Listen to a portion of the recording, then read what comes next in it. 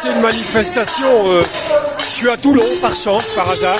Il y a une manif pour dénoncer les crimes contre l'humanité commis à Gaza et dans toute la Palestine, au Moyen-Orient, par l'antisémitisme. Je voulais vous faire montrer ces gens dignes qui ont encore gardé toute leur humanité pour dénoncer les crimes et venir en ce samedi après-midi à Toulon. Mais ils sont partout en France pour être mobilisés et témoigner.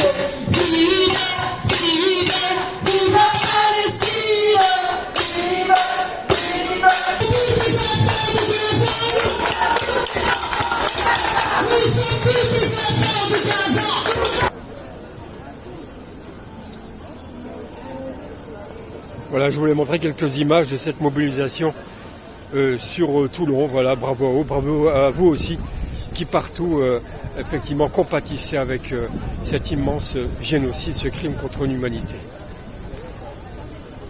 Bonjour, ce que vous voyez là derrière moi, c'est le clocher de la cathédrale de Toulon. Regardez cette magnifique cathédrale, voilà, cathédrale de Toulon. Vous connaissez certainement, eh bien, ce clocher fut de 1543-1545, grosso modo, un minaret où la prière était lancée pendant un an par des musulmans. Pourquoi cette cathédrale fut pendant un an ici, de 1543-1545, une mosquée? Eh bien, pendant un an, 20 000 Algériens, 20 000 Ottomans étaient venus ici à la demande de François Ier, après qu'il eut passé des accords avec Soliman le Magnifique, celui de la Sublime Porte, en 1536 pour défendre Nice de la présence et de l'agression de l'Espagnol ou de l'Autrichien, de l'Espingouin, le dingue Charles Quint, complètement fou, qui avait hérité de la prétendue conquête barbare et meurtrière de l'Andalousie. D'ailleurs, Charles Quint, sa mère, s'appelait Jeanne la Folle. Il était aussi focal et il attaquait la France régulièrement. Et François Ier, pour défendre les côtes méditerranéennes, avait fait appel donc à la régence d'Alger. Et donc, en 1543, il y a 20 000 Algériens qui vont débarquer de 120 bateaux venus donc d'Algérie pour défendre Nice, qui vont défendre d'ailleurs avec succès, après qu'un protocole de collaboration et d'entraide eût été signé entre donc Khaireddin, le fameux Barberousse, et le roi François Ier pour défendre Nice et évidemment la côte de Toulon. Les Algériens sont restés ici pendant un an. Beaucoup ne sont pas repartis. Il y a beaucoup de Toulonnais qui certainement ne le savent pas, mais ont des origines algériennes, maghrébines et donc musulmanes. Et pendant un an, elle fut exclusivement cette cathédrale consacrée au culte musulman. Je dis ça pour rappeler aux cultéreux et aux différents macaques qui aujourd'hui bavent, non pas uniquement sur l'islam, mais surtout sur l'Algérie, qu'ils doivent une fière chandelle aux Algériens, et ce, depuis le XVe siècle, sans parler des musulmans qui défendirent aussi Marseille, mais ça j'en ai parlé dans une autre vidéo, dès le IXe siècle, de l'invasion de ce même Charles Martel qui, dit-on, aurait repoussé les musulmans à Poitiers. Eh bien, ce sont ces mêmes musulmans qui vont empêcher ce même Charles Quint de détruire Marseille. Mais ceci est une autre histoire. Là, on parle de cette cathédrale qui fut une mosquée donc pendant un an, avec l'accord effectivement du roi de France. Les Algériens, les 20 000 qui vont se stationner ici, mais aussi, ironie du sort, vous entendez le clocher, pour prouver qu'on est bien ici, à Toulon. Avant, c'était le muezzin qui donnait l'heure de la prière. Aujourd'hui, c'est le rite catholique qui a repris effectivement ses droits. Je disais, les musulmans se protégeaient aussi du côté de Cannes, où ils étaient sur l'île de l'Airain, qui a aussi une histoire avec les Algériens, cette fameuse île de l'Airain, où beaucoup d'Algériens ont été enterrés du côté de l'île de l'Airain, celle qu'on appelle l'île du masque de fer, dans la rade de Cannes. Et voilà, vous avez entendu le clocher.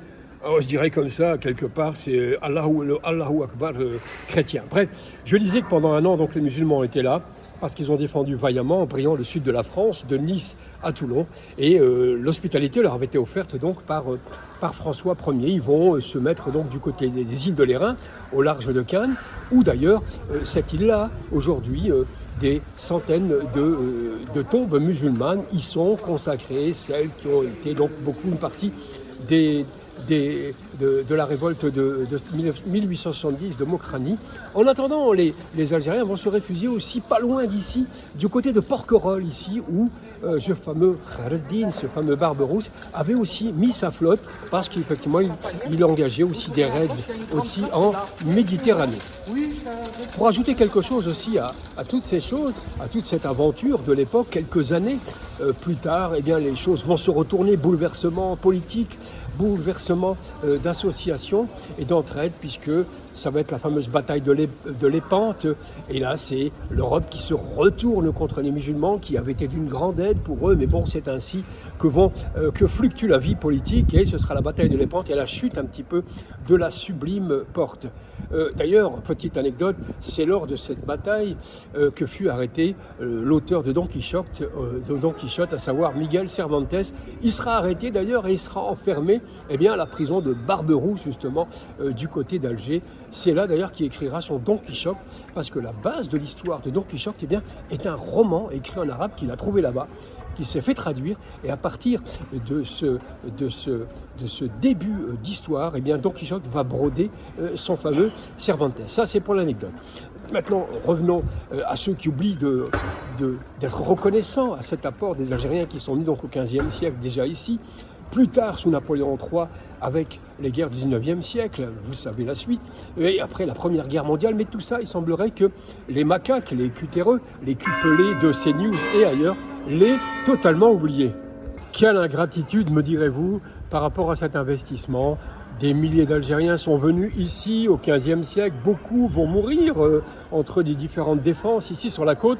Beaucoup vont rester ici. Si ça se trouve, il y a des centaines de Toulonnais qui ont des origines donc algériennes, maghrébines, algériennes, je précise, ici et à Toulon. Quelle ingratitude donc de la part des pouvoirs qui aujourd'hui se déchirent pour se faire de la publicité donc sur cette communauté algérienne qui est venue ici donc se battre avec brio et souvent pour la peau, pour rien, pour défendre donc le royaume de France. C'est quelque chose de très important. D'ailleurs, la maman de François Ier en sera très gré, notamment auprès de Soliman le Magnifique, que cette communauté ottomane d'Algérie, autrement les Algériens, ait défendu la ville de Toulon et l'honneur de son fils. J'oublie le nom de cette reine de France, qui était la mère donc François Ier. C'est Louise de quelque chose, bref. Voilà, quelle ingratitude au regard de tout cela. On y reviendra sur cet aspect important de l'histoire, chers amis, avec, je vous disais, cette bande de cupelés qui continue effectivement à cracher au quotidien pour se faire une promo politique, puisque le pouvoir leur a complètement échappé, puisque vous savez bien qu'il y a l'état profond, les différents lobbies gouvernent totalement le monde, les médias ou les merdias font le travail pour faire la promotion de certains Jolibrius de la politique. Donc aujourd'hui, c'est l'Algérie sur laquelle on veut se faire un nom, parce qu'on est impuissant de bouger sur quoi que ce soit. Bref, et les collabos algériens qui continuent à travailler se carteront de vendus, comme aurait dit le général de Gaulle, se carteront donc d'australopithèques qui travaillent donc contre leur pays. Alors, je dis algérien, mais pour moi, je leur récuse totalement la qualité d'être algérien à tous ces vendus qui aujourd'hui plastronnent encore, s'exhibent un petit peu comme des, on va dire, péripatéticiennes sur les plateaux télé pour cracher pour quelques dollars ou pour quelques dinars sur leur honneur, sur leur sharaf, sur leur digne. Je vais passer aussi à une autre crapule qui, si à un moment, son pays, l'Égypte, a été d'un grand service, d'un grand secours pour l'Algérie. Je veux parler de l'Égypte. C'est plus tout à fait le cas maintenant avec le maréchal Sissi qui passe son temps à vouloir dénigrer l'Algérie. Je rappelle que l'Algérie lui vend du pétrole. Même pétrole qui, d'après ce que j'ai su, est revendu aussi à l'État sioniste. Peut-être un peu revoir un petit peu nos bons de commande avec ce pays-là. Ce maréchal Sissi qui, après avoir fait tabasser des dizaines d'Algériens concernant au sujet de cette caravane pour Gaza, les a fait tabasser sciemment, volontairement, les humilier. Eh bien voilà qui construit un mur, un autre mur ignoble, le mur de la honte égyptien, celui-là, pour que les Gazaouis continuent à mourir dans l'indifférence totale. Je tiens à dire tout simplement que j'avais fait une petite vidéo ici parce qu'il y a eu un petit comité de dénonciation de manifestants ici à Toulon tout à l'heure. Magnifique démonstration d'humanité qui a eu lieu ici avec des drapeaux, des chants, des photos aussi de journalistes et d'enfants assassinés ici à Gaza et dans toutes ces villes, des gens, un petit comité très courageux qui continue à manifester. Donc, n'oubliez pas la Palestine, Gaza, avec votre porte-monnaie par exemple, en faisant attention là où vous mettez de l'argent. Je disais que l'Égypte effectivement était tout simplement ignoble, dirigée par un ignoble personnage qui aujourd'hui effectivement continue à cracher sur l'Algérie, cracher son venin. Alors j'ai encore envie de dire que d'ailleurs au moins 2-3 grands pharaons, donc avant l'arrivée de ce couillon, de cet imbécile de Sissi, eh bien, étaient d'origine berbère. Oui, ils ont été pharaons aussi en Égypte. Je ne vais pas vous rappeler les noms, je n'ai pas tous les noms en tête, mais ils ont aussi créé la Grande Égypte avec les pharaons.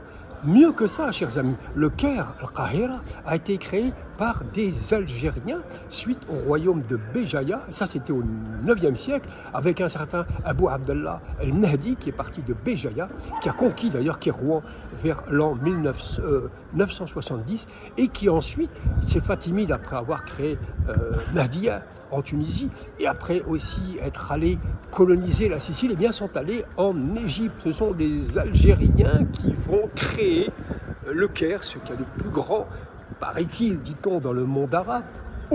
Denia, la mer du monde. Non, la mer du monde, c'est pas l'Égypte. C'est pas l'Égypte, il faut arrêter de se rouler des mécaniques, puisque ce sont des Algériens qui vont créer cette ville, l'instruire très longtemps, avec la dynastie des Fatimides, qui est d'origine algérienne. Je dis ça pour que Sissi puisse un peu s'écraser, et aussi vous donner quelques arguments de réponse, j'ai envie de dire culturelle, et historique à tous ces suppôts du sionisme et dont le discours de leur chef, au moins, est profondément anti-algérien. Alors certains auront beau continuer dans les plateaux télé des bousbiriens, comme on dit. Vous savez, Bousbir vient du quartier Prosper à Rabat au Casablanca, au Maroc. C'était un quartier de prostituées qui avait été créé par la France pour que le soldat puisse effectivement régaler ses plus bas instincts. Prosper, Bousbir. Donc il y a certains bousbiriens, des descendants de Prosper, venus de là-bas, du Marsen, qui continuent à polémiquer et à vomir sur l'Algérie. Il y en a plein actuellement sur les plateaux télé. Laissons faire, comme dirait l'autre, pardonnez-moi l'expression, laissez pisser ces guenons et ces singes sur les médias. Rappelez qu'elle le veuille ou non, l'histoire est inscrite dans le marbre. Le seul pays qui aura aidé la France depuis toujours, d'hier à aujourd'hui, donc les musulmans d'Andalousie, en grande partie des Amazirs d'Algérie, vont aider Marseille à se débarrasser de l'invasion et de la destruction du prétendu Charles Martel. C'est un aspect d'histoire qu'on ne connaît pas. Ensuite, ils viendront ici, à Toulon, 20 000 pendant un an, de Nice à Toulon, pour défendre donc le Royaume de France à la demande de François Ier. C'est ici. Ensuite, vous connaissez les guerres de Napoléon III, les guerres mondiales, etc. Ce sont des arguments pour faire taire un petit peu tous ces imbéciles qui, du jour au lendemain, tous les jours que Dieu fait, continuent à vomir sur l'Algérie. Ce sont simplement des ignorants, des opportunistes politiques et médiatiques, qui soient ministres ou sous-ministres ou sous-fifres. Ceux-là, il faut leur rendre l'appareil, par exemple aux élections, en restant mobilisés et en toujours apportant votre soutien à la solidarité, tout simplement. Je vous remercie infiniment et merci pour vos partages et vos commentaires. À très bientôt.